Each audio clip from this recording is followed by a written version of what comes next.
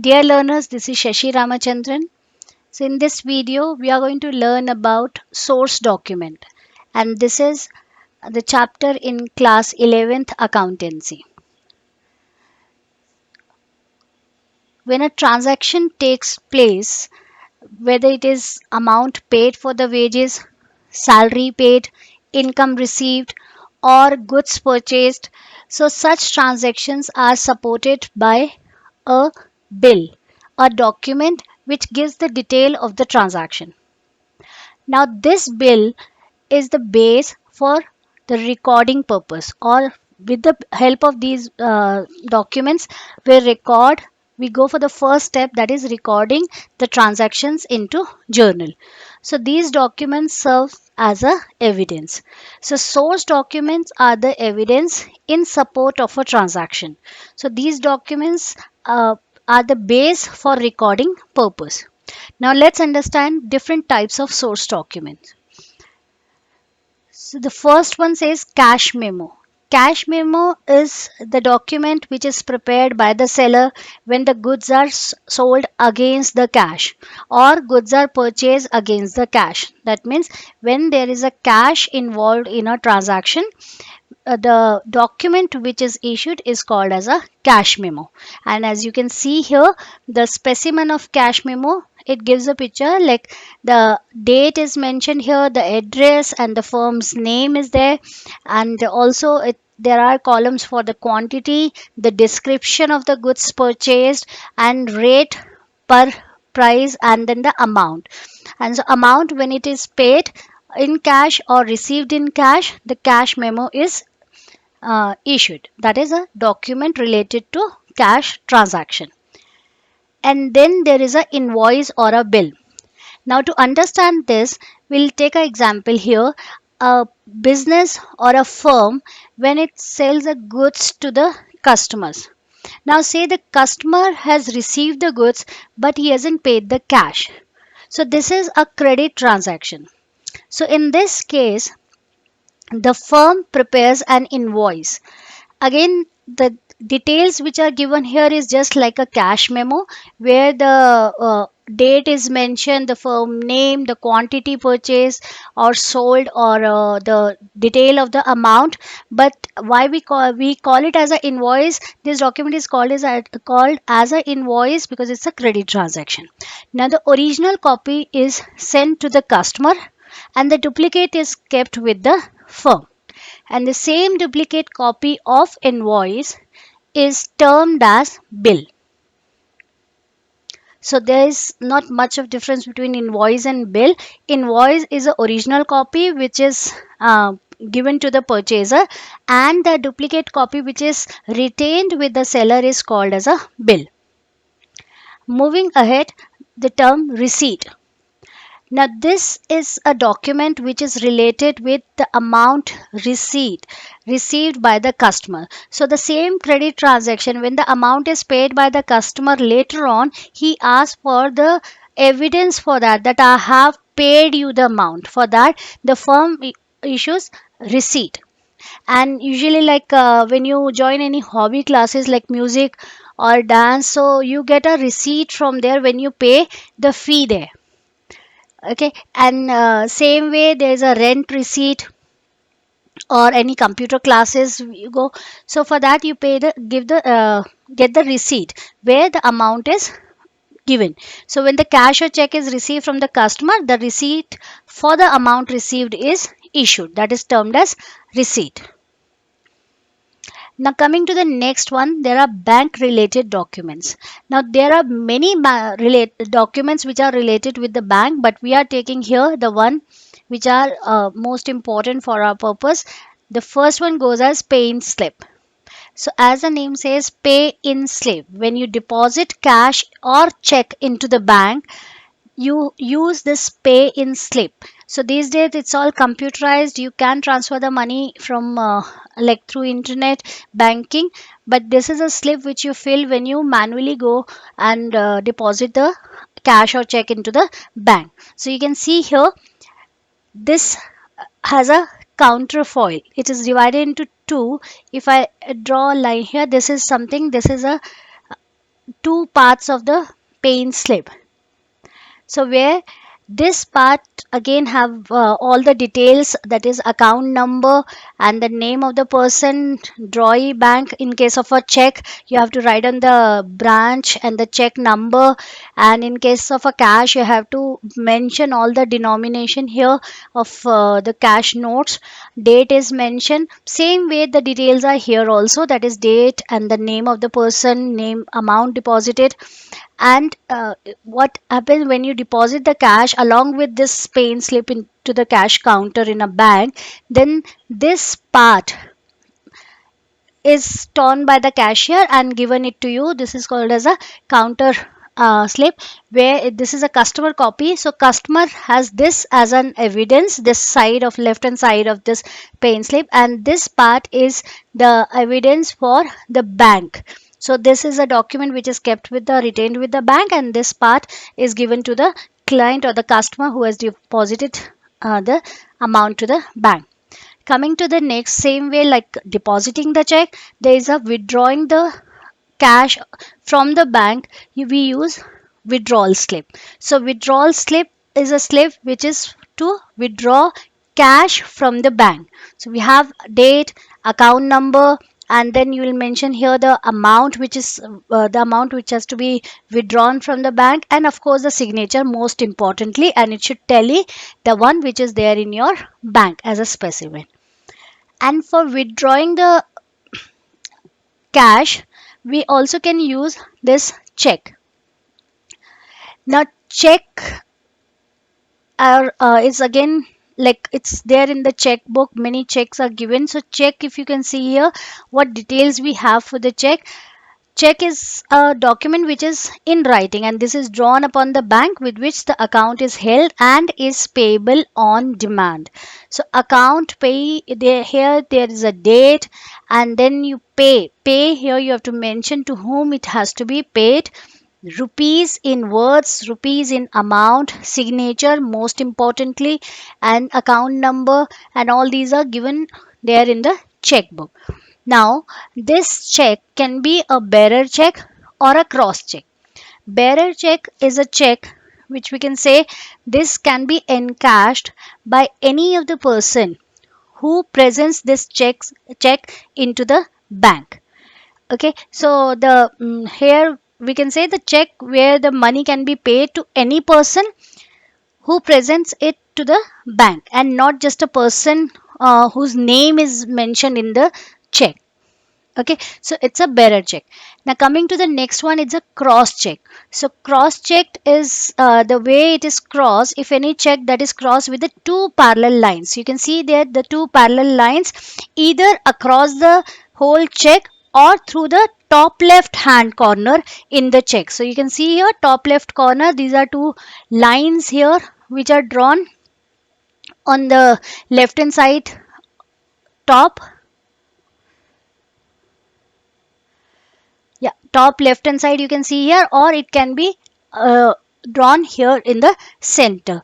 Okay, and this can be either there is in between these parallel lines account pay word can be mentioned. So these are called as a crossed check, and this double line actually signifies that the check may only be deposited directly into a bank account. So we can say such check cannot be immediately cashed by the bank or by any other credit institutions. So here bank cannot encash this check directly, or we can say these are directly entered into the account of the person whose name is mentioned. So it gives a security to the payment. Next documents, debit note and a credit note. Now here when the seller sells the goods to the purchaser, and purchaser for any reason, if he doesn't like the good because of the quality of the goods, or overcharging of the prices, or say like delay in the delivery, so for all these reasons if he returns the goods back to the seller, so in that case for the seller, purchaser is a giver here, so he is going to prepare a credit note. seller will prepare a credit note stating that his account, purchaser account, is credited in his books of account. Same way, for the same transaction, that is return of goods from the purchaser to the seller, purchaser is going to prepare a debit note stating that seller's account is debited in his books of account. Okay, now this actually serves like in case there is no cash transaction here, the purchaser has returned the goods and seller has accepted that, but instead of paying the cash, he is crediting his account in the books and sending him a credit note and preparing a credit note. Same way, purchaser also is preparing a debit note, and these documents serves that this amount is due to the seller. Same way, for seller, credit note says that this amount is still to be payable to the purchaser. So next time whenever the transaction takes place, so with the help of this credit note and debit note, the amount will be adjusted. So we can say here the debit note is a one which is evidencing that the debit has been made to the account of the party named in the debit note, and the credit note evidencing that the credit has been made to the account of the party, that is seller in this case, named in the credit note. So these were the source document which you learned. Now coming to the next one, that is accounting vouchers. Now the source document which were prepared, they were either issued by the firm or the purchaser. Now the same source documents are rewritten.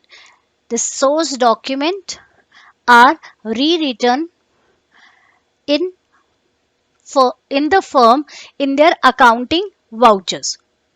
Okay, why there is a need to write this accounting vouchers or prepare this accounting vouchers or to rewrite the source document? The reason is very clear, that how these source document, because source document what it gives, it gives the detail of the name of the firm, the date and the description or the details of the transaction. But how we are going to treat it in the books of account, whether we are going to debit it or we are going to credit this, that is only shown in this accounting vouchers. So these source documents are rewritten in accounting vouchers, and these are vouchers are prepared by the firm, and they show it that how this source document will affect their books of account. So we can say accounting vouchers are the written document containing an analysis of the business transaction. So how it is analysis? Based on the rules, whether these are to be debited, these are or to be credited for the accounting and recording purpose, prepared by the accountant on the basis of source documents. So remember, accounting vouchers are based on the source document. These source documents are very important. These are the evidence, and based on this, accounting vouchers are prepared within the firm. Okay, now let's understand more about this accounting vouchers. Accounting vouchers are of two types. One is a cash voucher, another is a non-cash voucher. Cash voucher, as the name says, whenever there is a cash transaction, that is receipt of cash or payment of cash, the cash vouchers are prepared. For the credit transaction, we have non-cash vouchers. So cash vouchers prepared at the time of receipt or payment of the cash or a check, and the non-cash voucher are prepared for the transaction which doesn't involve any cash. Cash voucher can be of two types. One is a debit voucher, another is a credit voucher. So debit voucher is a voucher when there is a cash payment. See, cash voucher, as I said, this is a voucher which is prepared for the cash transaction. So it's obvious that one aspect is cash. So what we are going to record, the other aspect. So if other aspect is to be debited, then we'll prepare a debit voucher. If other aspect is to be credited, then we are going to prepare credit voucher. So when there will be like debit, when the cash is paid for the when a cash is for the payment of cash. Why it's payment of cash? When a cash is paid, cash account is to be credited. So it's obvious with this cash voucher that there is a credit cash. So what is to be debited? That is mentioned in debit voucher. Same way, when the cash is received, then we prepare credit vouchers. So let's see how the cash debit voucher is prepared. This is a specimen of debit voucher where there is a name and address of the firm, the one who is preparing this. Voucher number is a source document number. A voucher number is a number of vouchers which has been prepared here. Date, amount, debit. So here we are going to write, actually in debit thing we are going to write that what is to be debited. Say if I say machinery, bought machinery, so in that case there is a payment of cash. When we buy machinery we pay cash, so what is debited? Machinery account. So remember that debit voucher only says what is to be debited, and with seeing this debit voucher it is obvious thing that cash is paid. Also we are going to write the narration, the detail of this, and here the signature, and this is here received rupees. Here we are going to write the amount in words. Okay, and here in this case you are going to revenue stamp. This is available in the post office. It can be yeah, it's you get the revenue stamp in the post office. And for this revenue stamp is important because here the signatures are required of a person who is receiving the cash, and this signature should be done in this manner, that is half inside and half outside.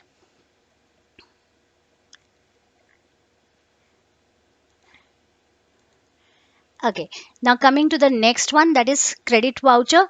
Credit voucher, if you can see, it's a firm's name, voucher number, date, amount, this, and same way when the cash is received. So here you can make out from the transaction, it says being old furniture sold, and this cash is received by the cash memo. So furniture is to be credited because it's obvious that what is debited here, cash. It's a credit voucher, it's a cash transaction, so credit part is mentioned because it makes it very obvious thing that debit, the cash is debited here when the cash is received. So and also you can see the counter here, this left hand side, that receipt revenue stamps part is missing. Why? Because it's not a payment, it's a receipt. For the payment you need a verification, you need a evidence that it is received, paid by to the person and that person has signed it, so that is missing here. Okay, coming to the next one, that is non-cash vouchers. Remember, this is for the credit transaction and it is also known as transfer vouchers. So if it is for the credit voucher, so of course we need to know what is to be debited and also what is credited, as well as this credit thing. So we need to know both the aspect of the, we are recording both the aspect of the transaction. Say if I say the machinery is purchased from Mohan, machinery purchased from Mohan. So here it's a credit transaction where the machinery is purchased, which is to be debited.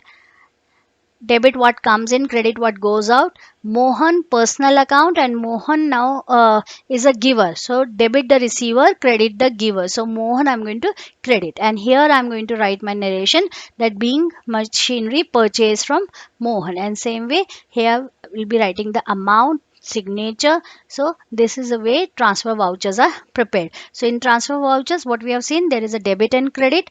Debit voucher, there was extra this revenue for the revenue stamp, there was extra part. Credit voucher was there where we have written that what is to be credited. Okay, now let's have a quick look on the on few of the transaction and see which vouchers we are going to prepare under these cases. The first one says bought electrical goods for 10,000 against cash, white cash memo number 338. So it's a cash. Okay, first thing, it's obvious it's a cash voucher, and for cash voucher there are two. One is a debit voucher, another is a credit voucher. Let's see whether it is to be have a debit voucher or a credit. So when I say bought electric goods, so what is uh, what is the condition of a cash, whether it is paid or it is received? When we buy electrical goods, when we buy something we pay cash, and for payment of cash what we prepare, debit voucher. Depreciation charge on machinery, no cash involved.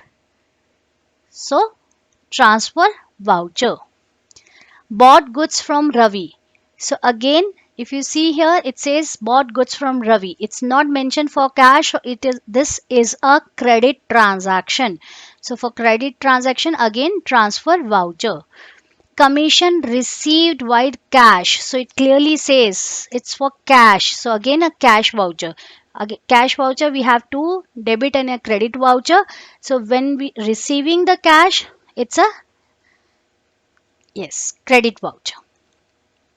Paid wages for the month of this. So payment, it's a cash voucher. Since it's a cash payment, so we are going to have, sorry, we are going to have debit voucher. Then there is a cash withdrawn from the bank. Now try to understand this. Cash withdrawn from the bank.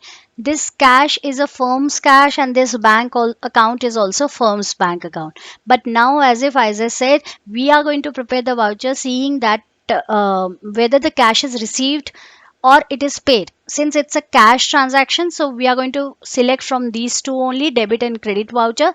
So you just see from the firm's point of view whether the cash is received or cash is paid.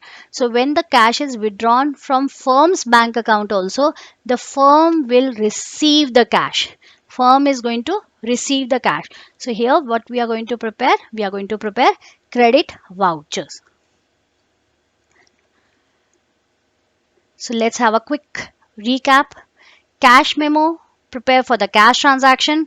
Invoice or bill when there is a credit transaction, wherein the original copy by the seller goes to purchaser, that is called invoice, and the duplicate copy retains with the seller, it's called as a bill.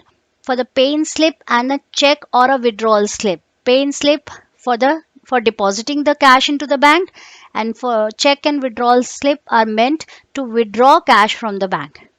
On the other hand, debit note and a credit note, here the seller and a purchaser. Seller sells the goods to purchaser and the purchaser return those goods to back to the seller for because of any good reason, like goods being defective or overcharged. If he returns, in that case the seller is going to prepare a credit note for that return, and how purchaser is going to record by preparing debit note. Then we learnt about accounting vouchers. So these are the accounting vouchers. Cash vouchers, there are two, debit voucher and credit voucher, and non-cash voucher is also called as a transfer voucher, whereas debit voucher is prepared when the cash is paid, credit voucher is prepared when the cash is received, and the transfer voucher is prepared when there is a credit transaction. So I hope you like this video. Share this video with your friends and do subscribe to my channel Exuberant Learners. Also click on the bell icon to get the latest updates on my channel. Thank you.